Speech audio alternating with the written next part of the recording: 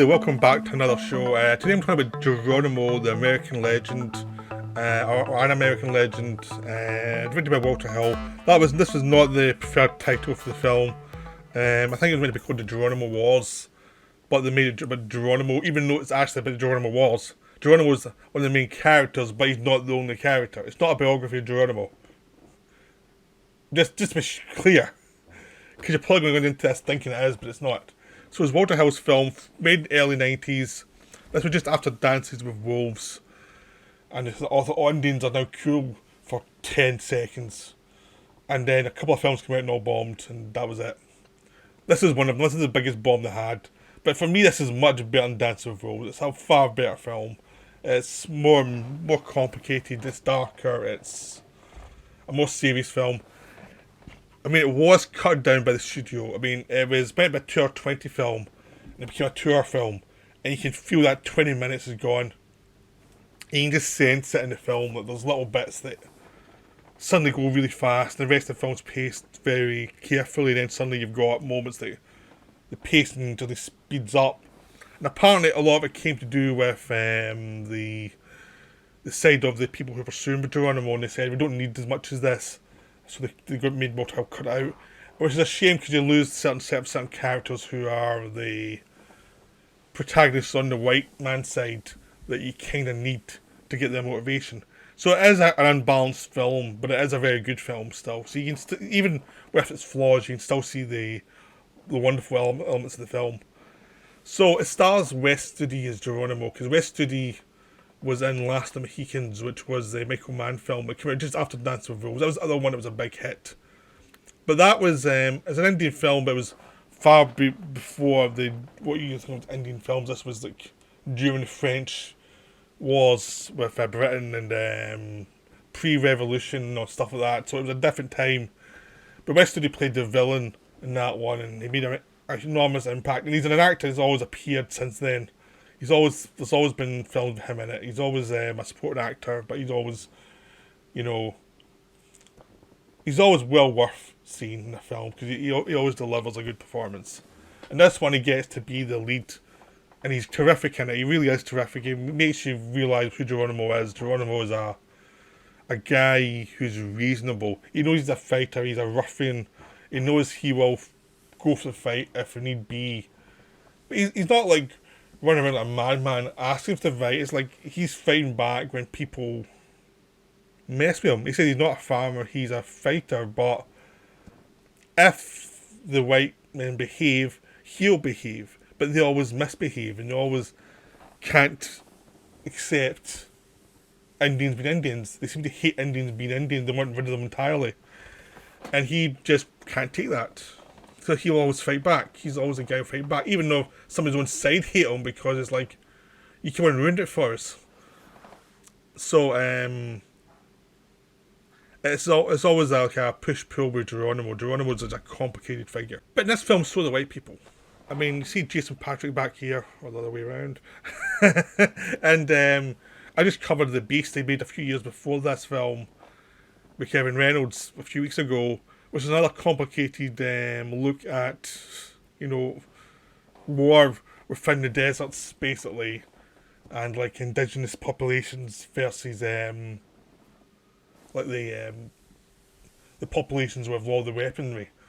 So he did quite a few of these during that time, and he's really good in this. He plays a scout who is sympathetic to the Indians. He knows basically the white guys are pretty scummy, and he's trying to make sure that the Indians are protected, and he knows how to track them, and he's one that brings in Geronimo to start with, because he knows basically it's basically a peace if they can actually find something that's reasonable to both parties. So people, it's not going to be great for the Indians, but it's going to be better than nothing, which is what some of his people want, the most psychopathic elements of his people want. So he's trying his best to actually protect Geronimo. But Geronimo respects that. They get on fine once they meet up. Because there's a scene early on where they have to defeat people who are chasing them because of a warrant for Geronimo's arrest for something else. And they want to hang him basically, and he's trying to get them to Geronimo to the army so they can get the peace deal sorted. So they deal with that early, and that can bond them. But they have a complicated relationship. They respect each other, but they're both on each other. They're both on their own side, ultimately. And the Jason Patrick character is viewed by some of the other scouts as a guy who can't really fully be trusted. Like Robert Duvall plays the main scout, and he's terrific in it. He's like, you don't hate the Indians, you don't love your own people. That's your problem, which is true, but that's probably why he's good at his job. He's like the needed, like, intermediary between them all. Just as they need some of the hard asses like Robert Duvall's character.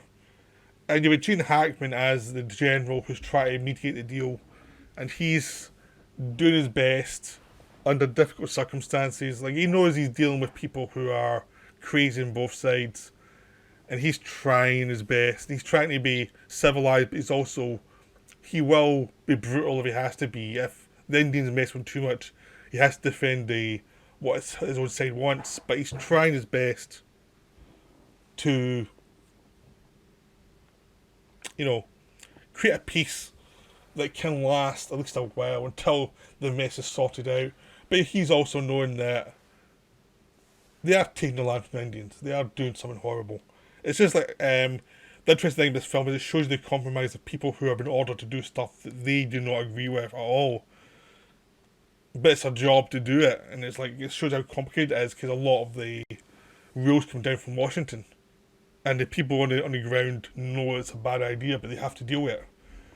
And they have to try and find a peaceful solution that will appease Washington, but also it means people aren't getting massacred.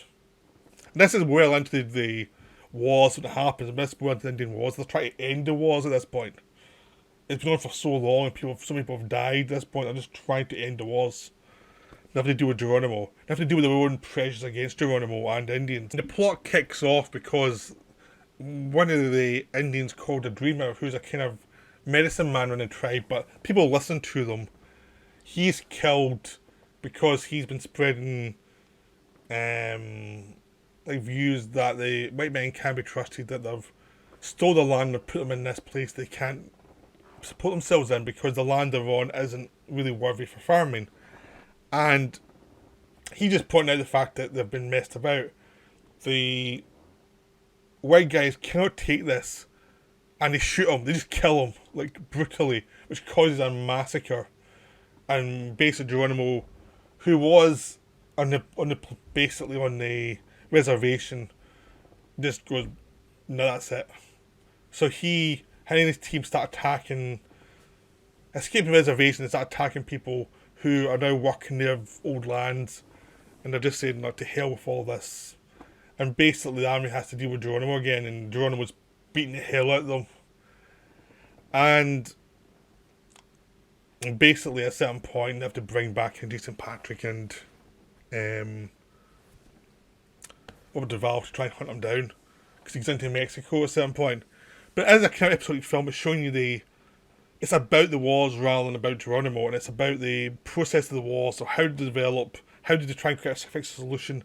How did that not work? And how, like, the general played by Gene Hackman gets fired or forced to resign, and someone new takes over who's much more of a war guy who wants to blow everything up, and then how that doesn't work out. And it's all about the process of catching Geronimo again, and how do they bring him back in? How can you possibly convince him to bring him back in, and all the atrocities that happen because of the Geronimo Wars, like how people in Mexico are scalping Indians for the money and saying, oh, they were with Geronimo even though they weren't. And it's all about the abuses of the white man. And there's a great scene where they come across these guys who actually were doing this, and they're going to take them out. And basically, the guys like Jason Patrick and Robert Duvall have actually found who the killers are, and they're just like, we're not going to let you go away with this.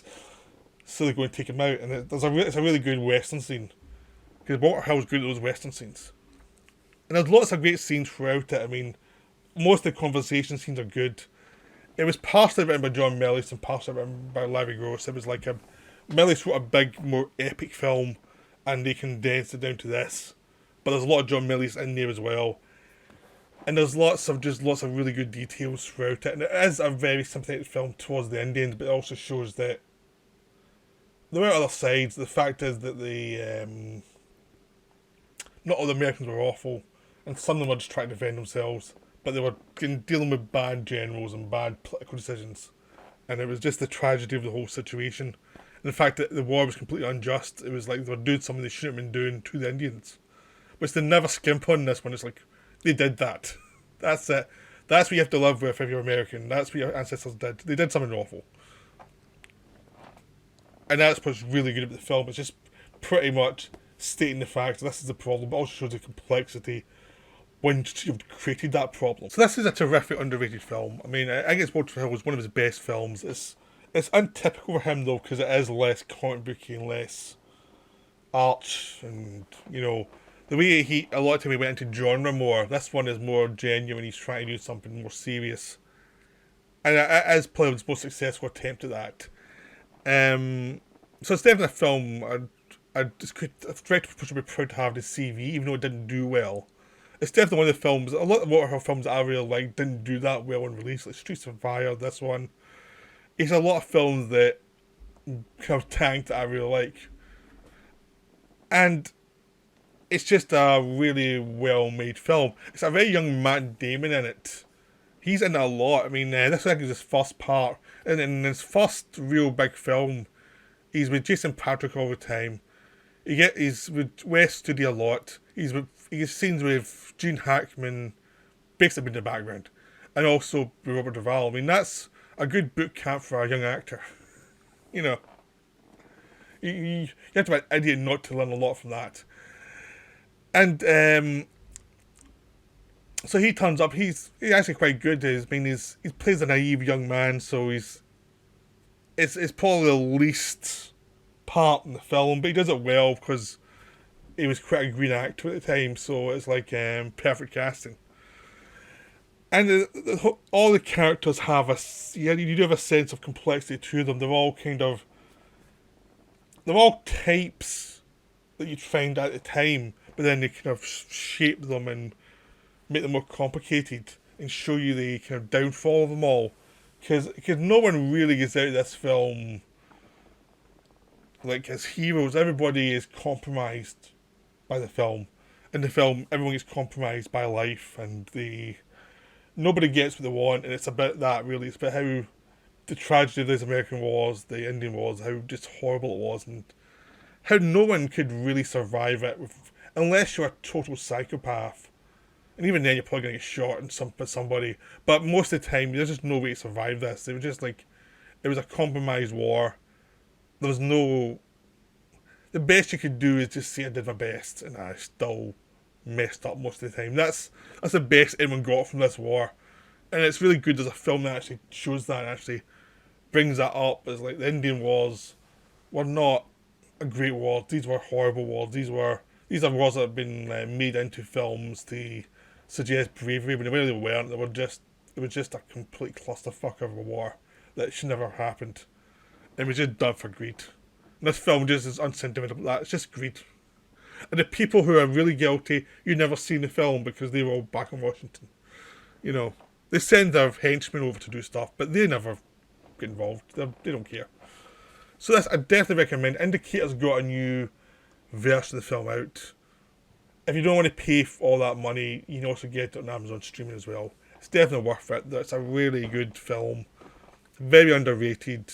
And you will learn a lot about the Indian Wars through this film. Even though they admitted they changed some facts, you get a sense of the war. You get a sense of what it was, and now you can go and read up on it more, because it's just a very interesting time period. So I hope you enjoyed this video, and I'll be back soon with some more. Right, bye for now.